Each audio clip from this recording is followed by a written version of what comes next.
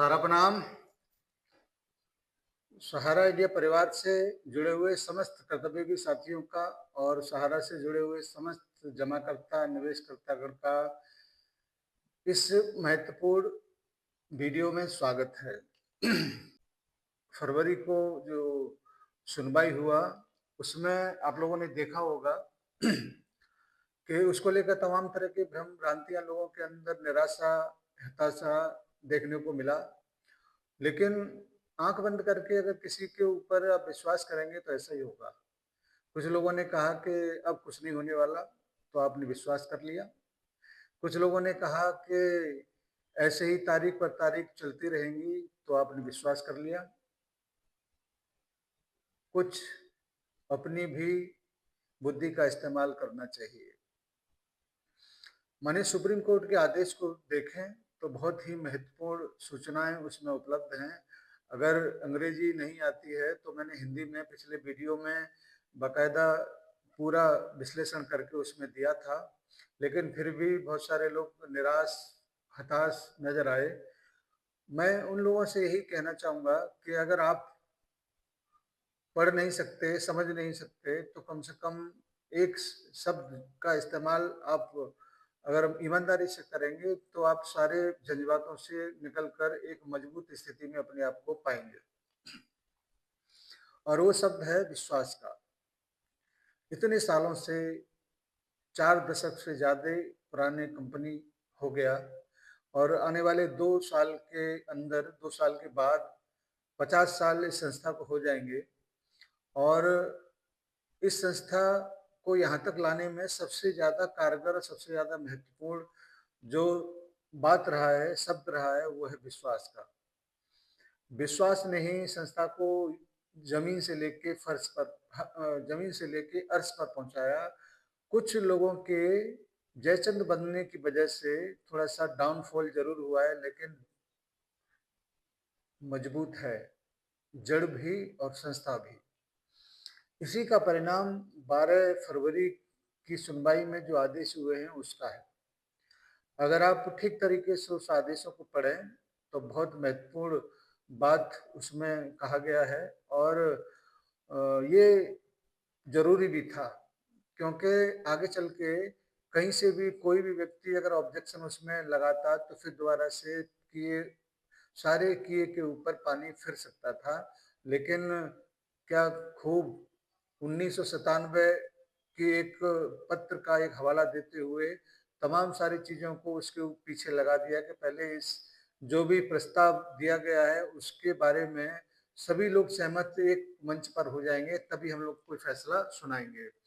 और इसमें सबसे मुख्य भूमिका सेबी, सहारा और 2 विशेषज्ञ जो रियल एस्टेट के क्षेत्र से आते हैं उनके माध्यम से होगा कि जहां पर भी वर्सोवा का जमीन है जिसकी कीमत 55,000 करोड़ रुपए का बताया गया था, उसकी वास्तविक स्थिति प्रेजेंट टाइम पर क्या है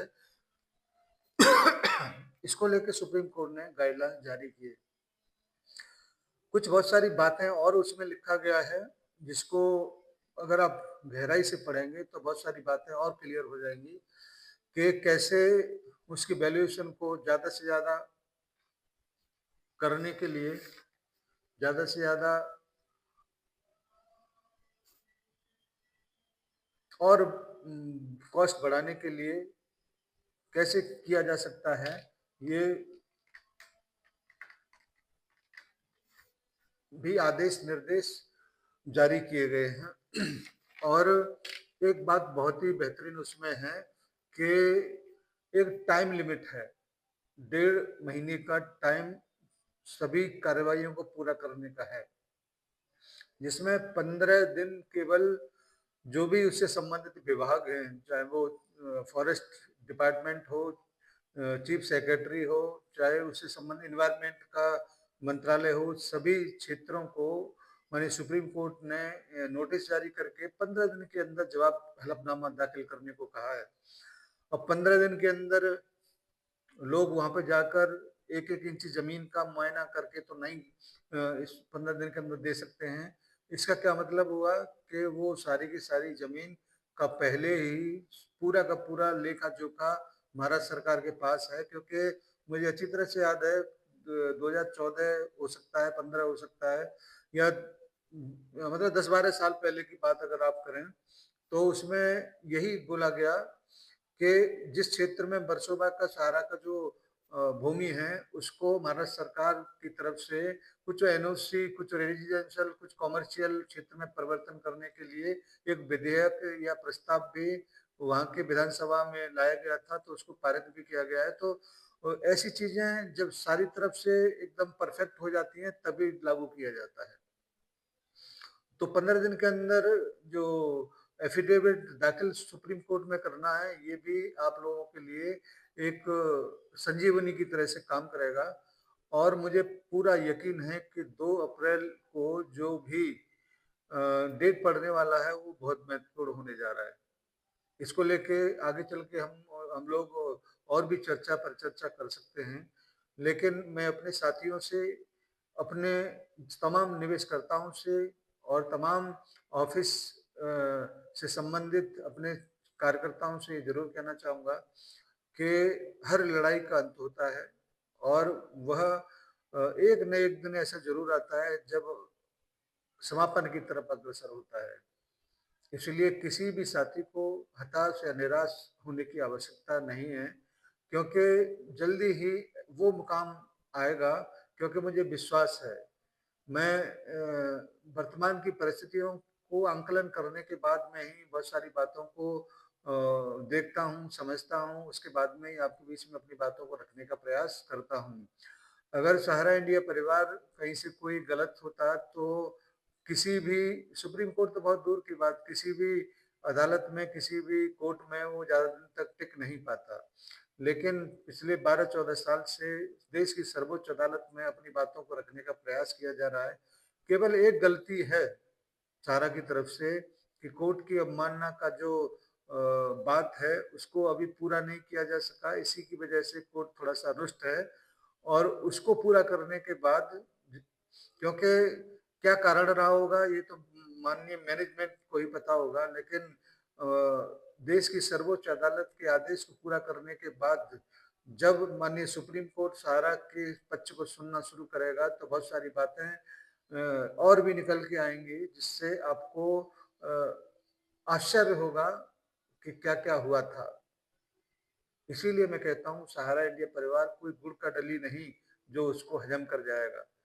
तमाम राजनेता अगर मंचों पे जाकर सहारा की पाई-पाई का हिसाब करने के बारे में बात करते हैं, तो वो मूर्ख नहीं है। तमाम चंदाखोर, कमीशन लेके पेमेंट कराने वाले लोग जो बात करते हैं, वो निहायत ही चालाक किस्म के लोग हैं, क्योंकि उनको ये पता है कि हम पैसा ले भी लेंगे, तब भी भुगतान सहारा को ही करना है, और वो करेगा तभी जब सुप्रीम कोर्ट की तरफ से उनके ऊपर जो लगाई गई कुछ बंदिशें हैं, उनको समाप्त कर दिया जाएगा, तभी ये सारी चीजें पॉसिबल हो पाएगी। और इसका टाइम बहुत जल्दी आने वाला है, और हम आगे चल के आप लोगों को ये सारी बातें बताने के लिए उपलब्ध भी होंगे कि देखिए हमने जो कहा था वो चरितार्थ साबित हुआ, क्योंकि सहारा इंडिया परिवार की तरफ से जो कुछ भी हलचल, जो कुछ भी थोड़ी-सी भी बातचीत अगर हमको कहीं से पता लगता है, तो सबसे पहले आपके बीच में बताने का हम लोग प्रयास करते हैं, क्योंकि हमारा केवल एक ही यही उद्देश्य है कि अपने जमाकर्ताओं को तमाम भ्रम भ्रांतियों से बचाकर आपके परिक्षेत्र में, आपके तमाम साथियों के बीच में उन बातों को रखा जाए जिसकी वजह से वो लोग भ्रमित होते हैं। ऐसे यूट्यूबर जो सहारा के बारे में एबीसीडी भी नहीं जानते थे, वो सहारा को लेकर तमाम उल्टा-सीधा बात कर कर करते थे, उनके ऊपर लगाम लगाने की का काम हम लोगों ने किया, और आज हम इस बात को बड़े गर्व के साथ कह सकते हैं कि यथार्थ आपके बीच एक बहुत बड़े प्लेटफॉर्म के रूप में प्रस्तुत हुआ है, और आज हिंदुस्तान के सबसे बड़े नेटवर्क, सबसे बड़े चैनल के रूप में अब स्थापित हो चुका है, क्योंकि 50,000 सब्सक्राइबर इसके पूरे हो चुके हैं, और आने वाले समय में ये 1 लाख सब्सक्राइबरों को पूरा करके अपने लाखों जमाकर्ताओं के बीच में अपनी पैठ जरूर बनाएगा। तमाम जानकारियों को लेकर वहाँ तक पहुँचने का काम हम लोग ज़रूर करेंगे। आपके बीच ऐसे लोगों से हम आपको बचाने का प्रयास करेंगे जो सहारा के नाम पर कहीं न कहीं से आपको बरगलाने का काम करते हैं और ये काम भी वो बहुत बखूबी के साथ करते हैं कि प्लेट कुछ दूसरा लगेगा, थंबनेल कोई दूसरा लगेगा और उसके अंदर बातचीत कुछ दूसरी होगी। ऐसा रोकने के लिए ही हम लोगों का ये प्लेटफ़ॉर्म आपके बीच में लाया गया है। दोस्तों, संघर्ष और दृढ़ प्रतिज्ञ अगर कोई व्यक्ति होता है तो सफलता ज़रूर मिलती है और इसी का परिणाम, इसी का प्रतिफल अब आपको आने वाले समय में देखने को ज़रूर मिलेगा। एक बात तय है कि सहारा इंडिया परिवार का एक-एक जमाकर्ता का भुगतान सुनिश्चित है और जल्दी ही इस मामले में बहुत बड़ी कार्रवाई, बहुत बड़ा डिसीजन सुप्रीम कोर्ट की तरफ से आने वाला है। हम लोग प्रयत्न करेंगे कि आपके पास सभी सूचनाओं को लेकर उपस्थित हों और बीच-बीच में अगर कोई अपडेट हमको मुख्यालय की तरफ से, अपने वरिष्ठों की तरफ से मिलता है, आपको बीच में रखने का प्रयास ज़रूर करेंगे। धन्यवाद आज की इस छोटी-सी वीडियो के लिए। आप लोगों से मैं गुज़ारिश करूँगा कि आपने अगर सब्सक्राइब नहीं किया है, कर लें और लाइक कर दें और अपने साथियों तक इस वीडियो को ज़रूर पहुँचा दें। धन्यवाद सभी को। सादर प्रणाम साथियों के लिए और सभी को सादर नमस्कार मेरे प्यारे जमाकर्ताओं के लिए। जय हिंद, सारा प्रणाम। बढ़े हर कदम जोश हमारा, हम हैं सहारा, हम हैं सहारा, विश्वास की बहती धारा। सहारा इंडिया परिवार, आत्मविश्वास की ताकत।